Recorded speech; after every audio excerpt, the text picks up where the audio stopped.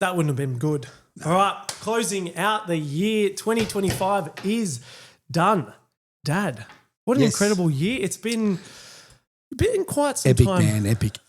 You've been in it for 25 years in the real estate game. Yeah, yep. I'm sure you've seen a lot of challenges, a lot of highlights. We've seen a growth market. We talked about in the last episode that it's been growth is the word for 2026. Certainly has.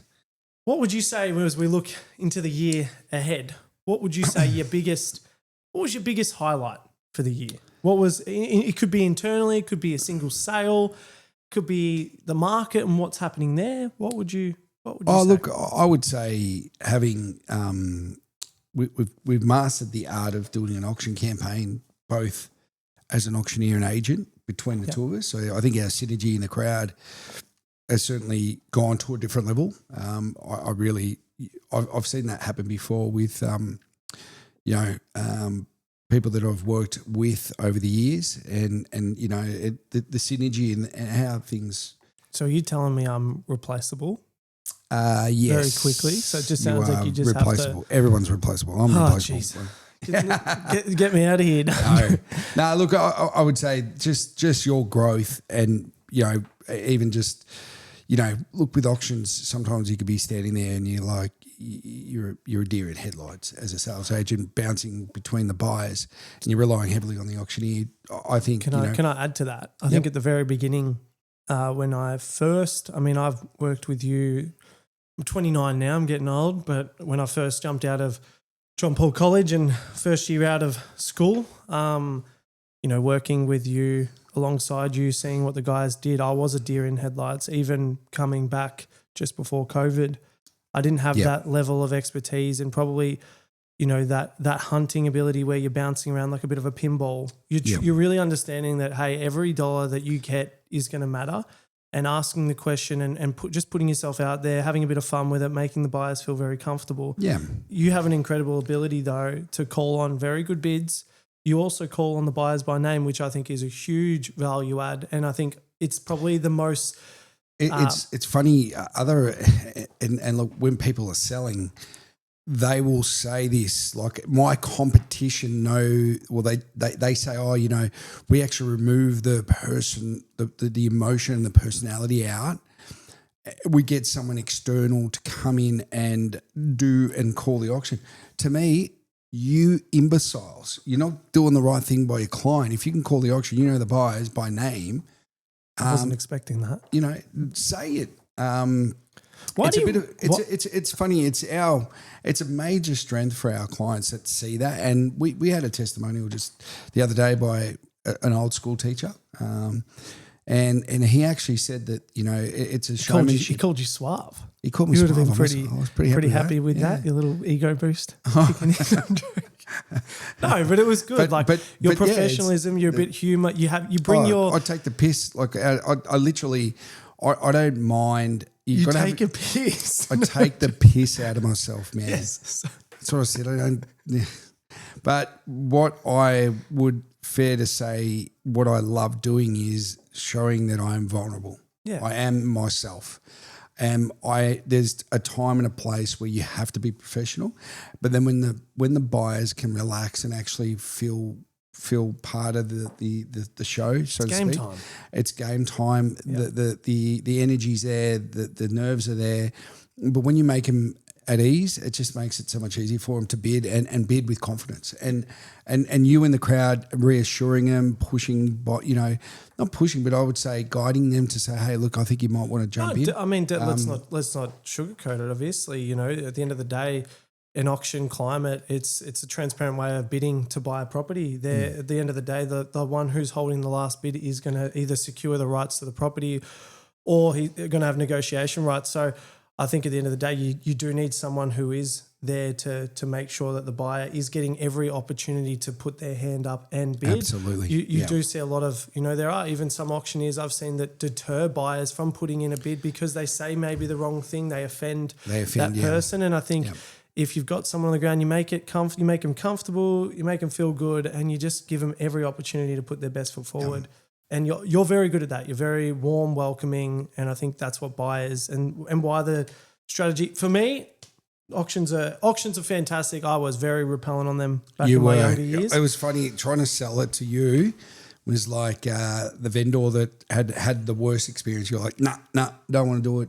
And Highest expectation. Now, like you've seen the result. One of the best things is selling a property, whether it be private sale or an auction, but in particular when it's an auction, there's a lot of emotion. And you got to remember, it's the four biggest stressful things in life is death, life or death.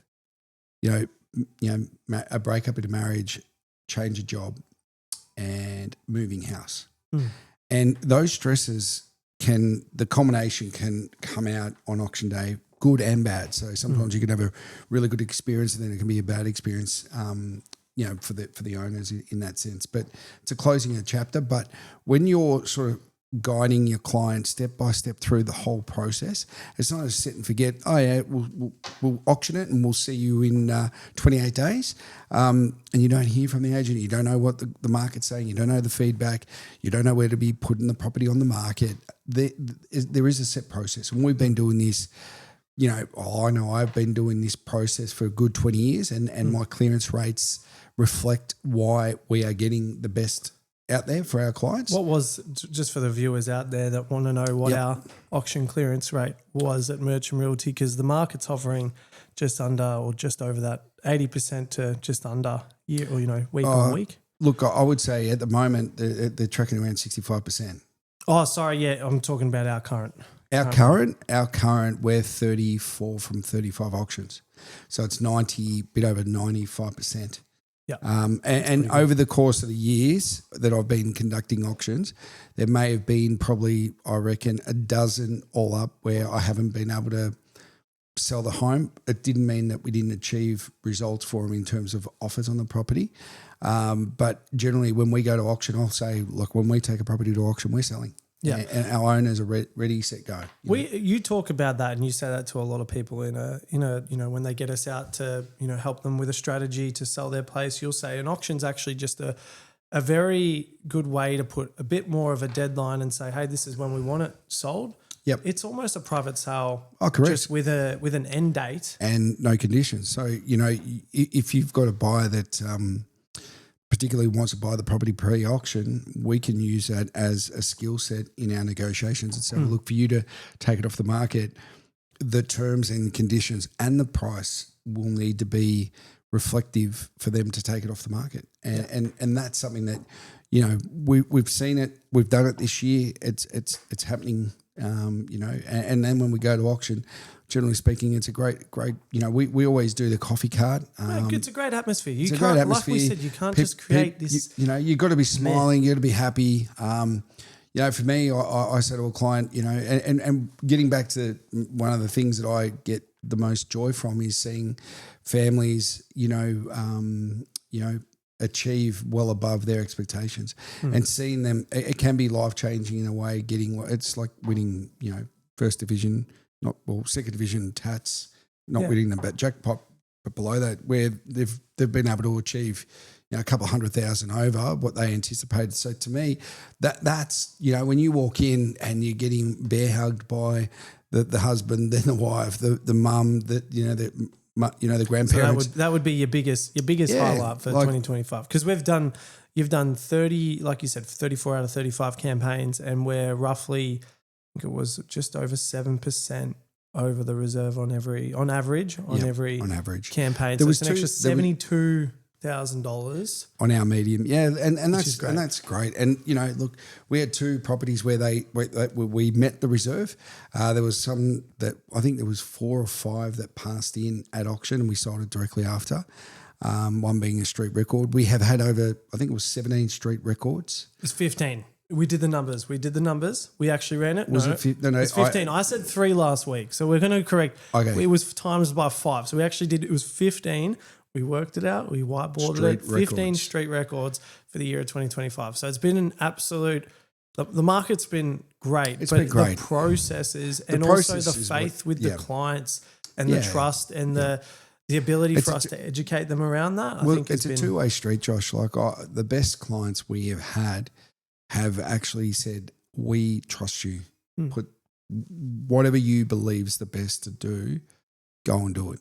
And when you've got a client giving you that trust, and just so you know, like on an authority, it has the vendor's reserve price. We always put to be advised, which means we will go to market, check what it is. If we put the price in there for their reserve from day one, that can either critically harm the campaign because they could be at the very start a bit over, aspirational in terms of what they're wanting. But generally speaking, the people that we have been dealing with, we don't want those people that are wanting high in the sky prices, because ultimately they want us to lie to their faces and say, yeah, we'll get you that. And then we don't. Well, you've said, well, we're not the governors of price, we're the governors of process, and that'll determine your price. If you have a competitive environment, auctions are the most traditional route. Absolutely. And you've done a very, very good job for 2025. And I think it's going to be only, we've got an auction bonanza, end of Jan, start of Feb, which is going to be very exciting. If you are thinking of selling and you are looking at booking in an auction campaign, there are very limited spots. So do jump on that. Now I wanted to go into, we talked about the highlights, talked about the wins. Yep. Growth always comes with pressure. Sure. What was the toughest challenge you've found in a market that's moving in one direction? We know that it's been moving upward. What would you say your biggest and toughest challenge has been for 2025? It might not be. Sorry, you go. Oh, look, I think the challenges were positive, and what I mean by that is it's growth in our business. Some people see it as a negative. So when there's extra workload on certain areas, I think we're going to be bigger and better for 2026. So for me, look, you can look at negatives. Are there negatives throughout the year with clients? Of course, sometimes, you'll have, a situation where, and it's always difficult when it's a divorce, when you're selling for a divorce couple, you're always going to have one person that's going to be extremely happy and the other one, because they're extremely happy, they're going to be extremely sad. And that's sad because you're dealing with people. And, unfortunately, if, it's a yin and the yang, in that sense where they will, if the wife's super happy, the husband's going to be super sad, vice versa. So in those sort of scenarios, life challenges, seeing people, we've come across people and it makes you feel very blessed where they've gone through adversity and they're coming out the other side. And that's great to see. That's inspirational. So, we're very lucky with the role we play in their lives. So, someone might be selling because they want to, end a 20-year marriage, but they want to start a new life with a new partner. They've got new goals, new ventures. So, for that other person who's on the other end, that's probably going, geez, I really don't want to. That's sometimes hard because we feel, I must say, I do, as an agent, you're not supposed to be emotional, but sometimes you can actually. Well, you're a big empath. I don't think I have that as one of my biggest attributes. I'm it's empathetic. Not an attribute. Yeah. I just think you're very empathetic. You take on people's emotions. I think I take that on after mum. I think it's a bit of not the goldfish analogy, but sometimes it's like, you've got to be there. You've got to be supportive. You've got to be understanding. But at the end of the day, our job is to sometimes believe and be able to see further than what we can just feel and see right now. And I think for you, you almost become a little bit of their psychologist. Look, I wouldn't say psychologist. I'm not meaning that in a bad way. I don't know what it is. Sometimes I'll have people that will open up and talk to me about stuff, and I'll be like, "Oh, that's great," and I'm like, and they'll say, "Oh, we haven't." We feel very comfortable and well, you're trustworthy. So that's what and people who trust you. They're open. They're open to asking my viewpoint, and it could be just that they don't have anyone to listen. So sometimes just being an ear is the most important thing, and just being respectful of that. You've got to be private and confidential. It's interesting. Had a client the other day, and they said, "One, we bought a house, and you wouldn't believe it. The first thing the agent said was, 'Hey, it's a divorce.'" And she said, and she knew, she's been real estate, and she said, my eyes lit up when they said that because they were wanting a certain price, and we were able to pick it up $200,000 less, knowing their circumstances. So, did the agent do the right thing? No. And for us, like, when we're selling someone's home, the reasons for should never be revealed. Yeah. Unless they've they've stipulated otherwise. If it's like, yeah, we want to sell. That's probably, you know what, my toughest challenge for 2025. Actually, not the toughest challenge. Something that people ask consistently when they're trying to buy a house. It's why are they selling? Because they want to sell.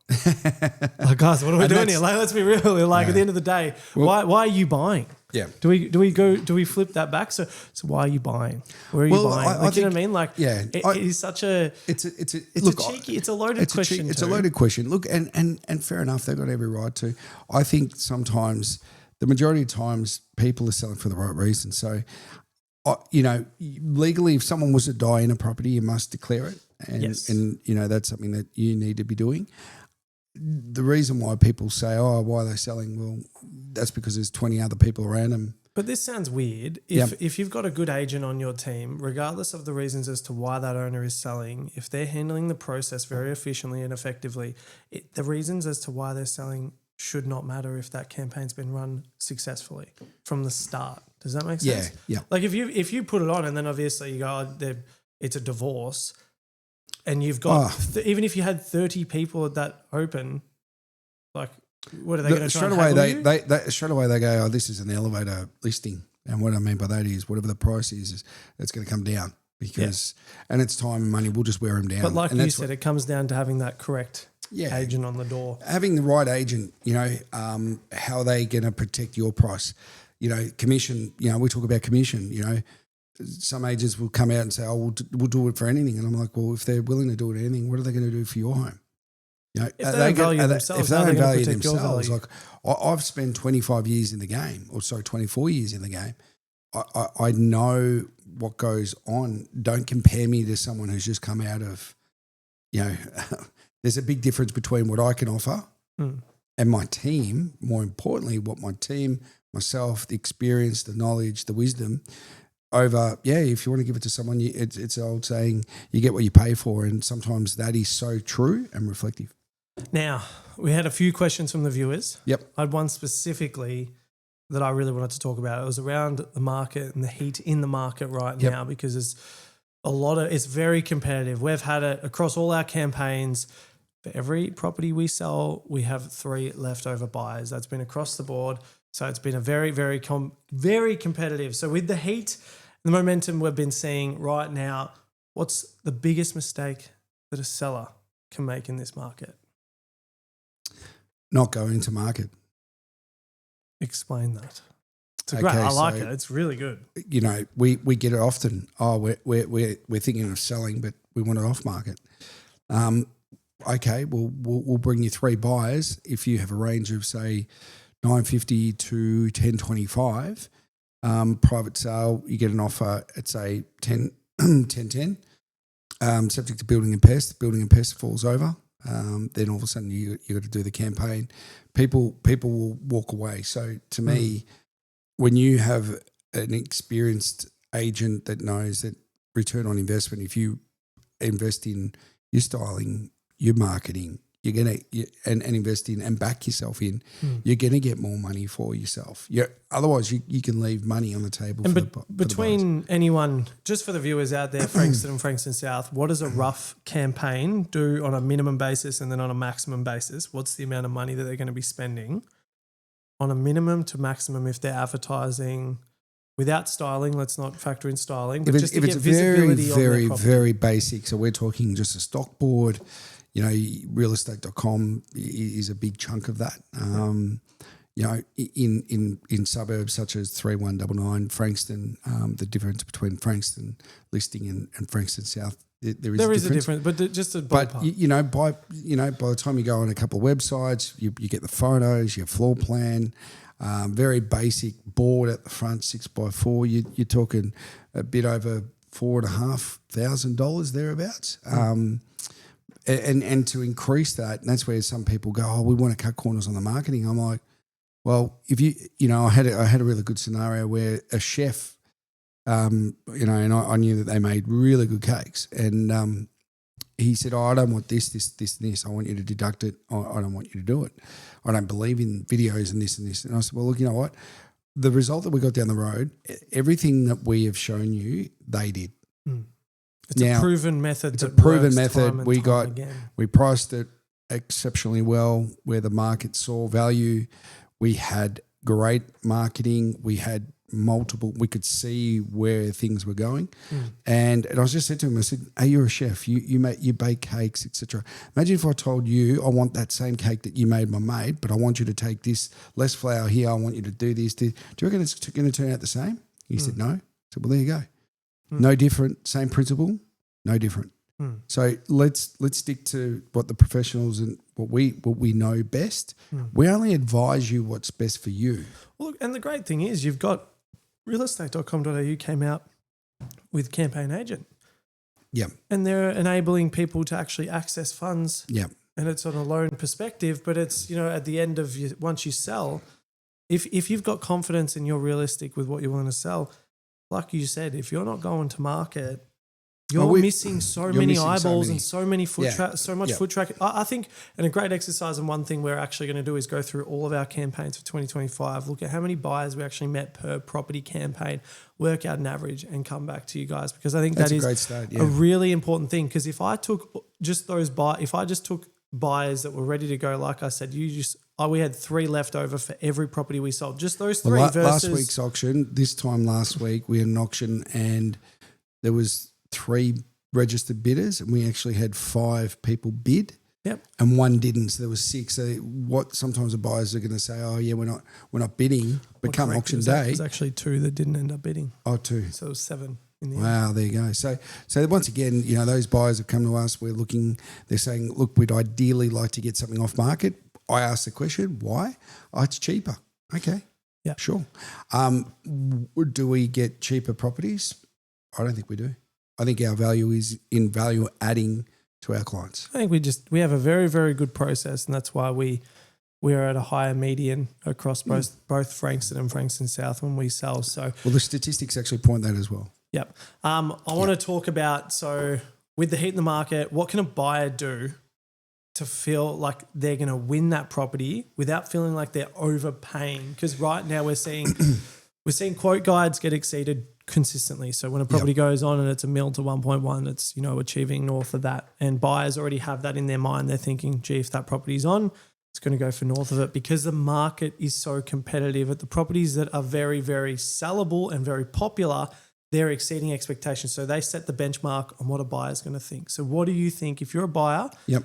What would a tip be in this My market? tip straight away would be, 1, go to realestate.com, have a look at all the recent sales. So if you can actually map it out, so you identify the area that you want to live in, and you do a bit of a guard around that, and then look at the last 3 months of sales.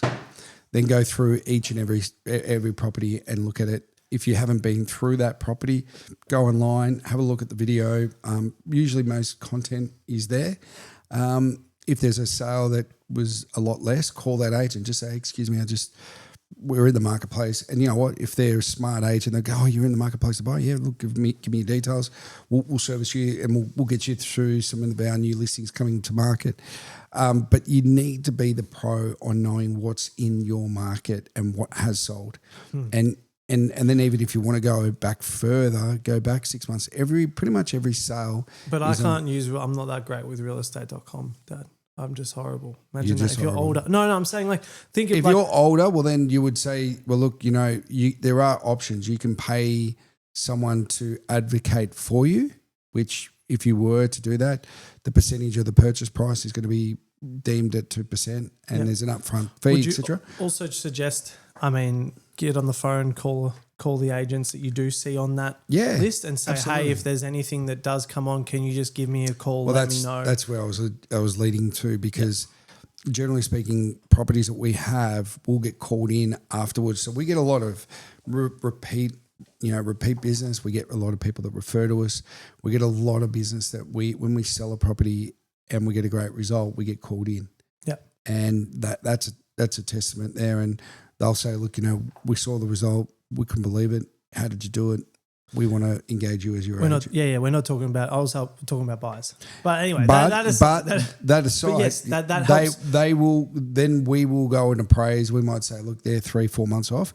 Then we will advise the clients that are looking to buy. I say this, go and chat to all the agents that are active in the area, not just one. Yeah. Give them a chat. I'm not scared of someone else liaising with another agent. I think for me, people have this fear of missing out. Yeah. I don't know if you know that. Like agents go, oh, I've got this potential listing, and then if they talk to, Josh is going to get in here. They're going to really like Josh. He's a younger looking guy. He's got more charisma. I just like the property. I'm looking at it or less like. But unfortunately, sometimes buyers are sellers. And agents don't like advising, hey, go and have a chat to, Ash, and go and have a chat to that's on that agent. That's at the end of the day. But I'm just saying it's good to get a feel of where the market's at. Yeah. I completely agree. I think sending anyone, whether they're a buyer or a seller in that same market, sending them other listings that we might just say, hey, we've seen this one pop up. I think it's perfect for what you've been looking. I've done that many times. Some of my best clients are the ones where I didn't get the listing. Someone else did. The agent gets it sold. I've told them, hey, this is for you. I've missed out on it. Give such and such a call.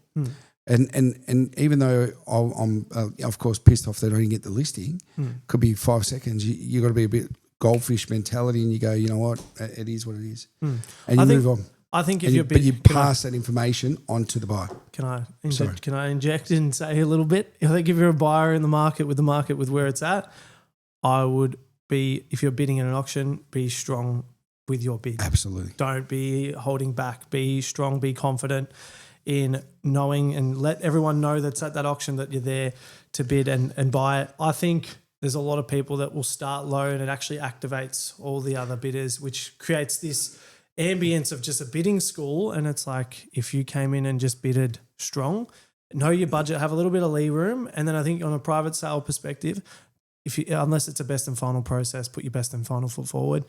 However, give yourself a little bit of leeway to be able to negotiate and move, because normally speaking, when the market's moving pretty hot, you'll have to increase again and again. So make sure. Question to you, Josh, when you're in the crowd talking to the buyers, is there any strategic words or encouragement that you give to the buyers? I'm a bit cheeky. So I think my biggest attribute is I'm pretty cheeky with my approach, and I'll just say it's only another bid. Like, I don't know. I think when you make it bigger than it actually is, I think you're going to not scare that person. But prime example with Bayview, you go over and you triple checking that people, where are they at? Because people often will settle and pause. They'll settle and pause to say they'll bid. Then all of a sudden 2 other bidders will come in. They'll just pause for a little bit and they'll go really quiet. But I'll always go over to them and I'll say, hey, are you like, where are you at? This is where the bid's at. Hey, are you going to jump in? Like, or you just, what are you waiting for? Like you're just trying to be on their side. Do you ask pre-market, so pre-auction, do you strategize with the buyers pre that? Yeah, do you talk to them about where, like, because what some agents is just a bit of, pray and hope that it's going to go well. No, I think, you've got a guide. There's an expectation. There's a guide.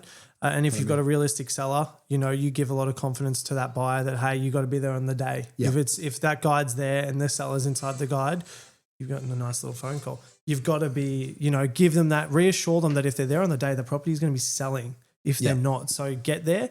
But then I always walk them through that auction day process. So how it looks, Dad's calling in the crowd. I'll be there. I'll be in the crowd. I'll have, the live bid right on hand. So they'll at least know. They know the process if they're successful. So you already get them believing, they need to. At the end of the day, if you're bidding in an auction and you haven't before, it is a big thing. I always advise go and look up some Google, go and look up some, go on YouTube, how to bid. It's very simple. Yell out your price, but at the end of the day, it is, nerve-wracking. There's a crowd there. Every auction's different. But even every auctioneer, there's so many auctioneers out there, and there's some fantastic auctioneers and there's some new ones coming through that they perform amazingly well. And as someone who's been doing auctions for a long time, I always like to go and watch, and I support the auctioneer. Even though I'm an opponent to them, I actually want to see him succeed and get a great result. You know what? Because that just goes to show in the area, auctions seem to be the way it should be. Yeah. I think it's really important just for people. I think everyone looks at us, agents. Yes, we're in competition. It's no different to a football team. Essentially, you're in competition. You're competing against one another. But at the end of the day, you actually like seeing good results for for people in the marketplace. The more a property can actually go, you need to turn that off. I'll turn it off. That needs to be. It's a typical real estate agent thing. But I do think, and just on that, we were going to talk a little bit. Why is this not working for me? There we go. Mate. No, we're good. We're good. No, I know it said my Norton's expired. I could be getting a computer crash in any minute. We were going to talk a little bit about auctions and the competition. The only other thing that we have had a lot of questions around is Christmas and launching a property on the market. If you're a seller out there, what would you say, Dad, is the best advice? Because you've got Christmas, New Year's Eve, then you've got Australia Day. What do you actually do? You think that there's a perfect time to be launching your property, or is it property specific because you got school holidays as well? Like, what do you, in your experience, what have you seen over your 24 years that you would say is a very common pattern? And do you think anything will change over the next couple of years, given the AI and all the things that are coming in? I think, look, we've run some successful campaigns where we launched them in between Christmas and New Year, and we've ripped and duplicated that from other businesses and so forth in other areas that have really taken that on, and they've also ripped and duplicated. I think, look, what I love about Christmas as a real estate agent, first and foremost, it's a time where you relax with your family, you celebrate, you get around, you there's unity, there's love. There's time where you relax and you don't want to be on the phone. When we did do the launch last year between Christmas and New Year, the phone was running hot.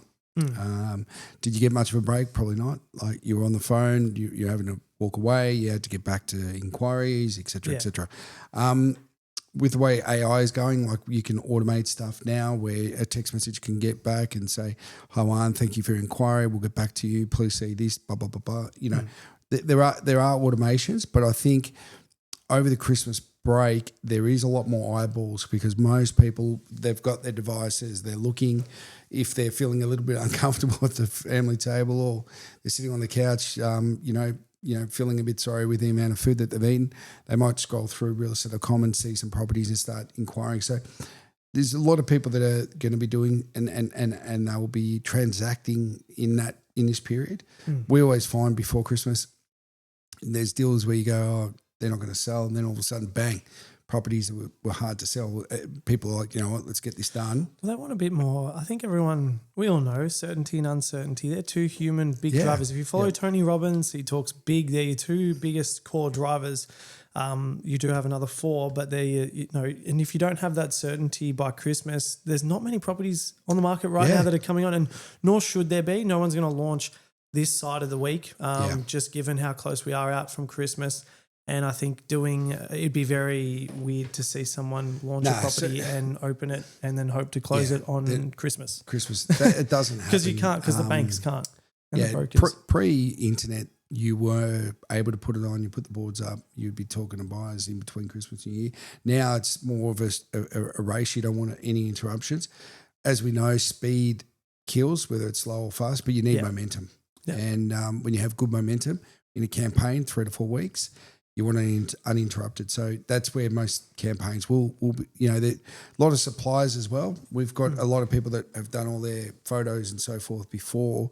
We'll be able to put them on the market in early Jan with our first inspection lined up on the 10th.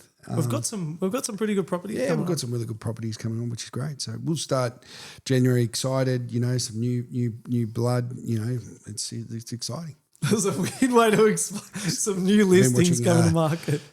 Been watching some good movies. Which will be really good. Now, in terms of our 2026, what's one, so last video we said growth is our keyword for the 2026. What do you think we need to do? And internally as a team, what do you think we need to do more of? I think to grow. Pardon me. I think there's a couple of key components, and it's, as we know, it's just been consistently turning up and doing the basics, doing them right or doing them more. Real estate's not a hard gig. It is time consuming. There's no doubt, as you know. Saturdays you're pretty much taken away from family. Yeah, it's funny. Everyone says, "Oh, do you miss your Saturdays and not having them?" And it's like, I guess when I have a family, I might see that more than Yeah. I do, but I don't think I'll know any different. Mm. I think I would rather be able to build a legacy and leave, good, strong working ethic as a really core pillar for my kids moving forward and showing that. And that's no different to what you've done. So I don't think that's going to be such a negative. We look at it, we call it game day. It's our biggest attribute. And we make it fun, yeah. It's like you said at the start of this whole podcast, I think there's one thing and one highlight we've probably brought a lot more of to the marketplace is we've been pretty credible. We've been running for 3.5 years under the Merchant brand now. You've done it for 24 years in the same area. You've raised us in Frankston and we're working, Frankston and Frankston South. It's a great area. It's finally getting the respect and the values that it definitely deserves. So it's actually just really exciting. And every auction, we're excited. We can't wait. If you are running to run an auction campaign or any campaign, we do love auctions though, but we can definitely do a fantastic job privately selling your property too. We would love the opportunity to just sit with you, have a chat, figure out what you want, and if that's something that we can achieve. So that wraps it up. What are you most looking forward to over the Chrissy break?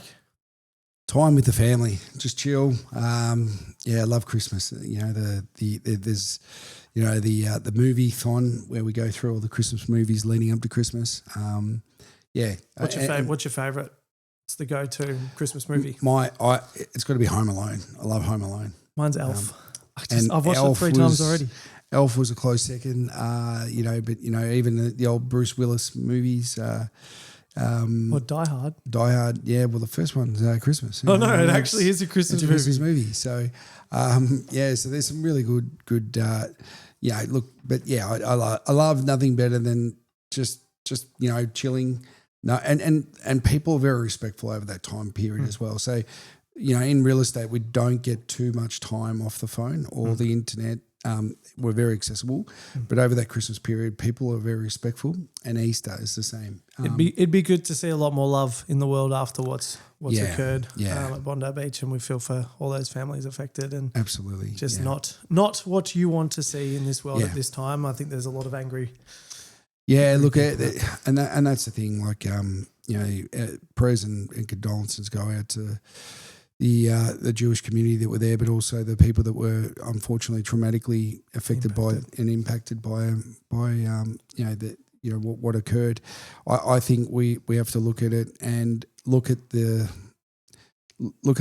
big picture, and that's light. The darkness is always there, but light will always prevail. So, and in this time of year, just get around your family and your friends, love them all you can, and that's one thing we don't have. We can't guarantee our time on this world. We lost our little, not our little Labrador, but a couple of weeks back, and that's been a pretty rough one for the family. Yeah, I can't imagine what those guys are going through in Bondi. But thank you so much for watching. Thank you for all your support. Is there anything you wanted to say to the viewers? No, Any way to reach out?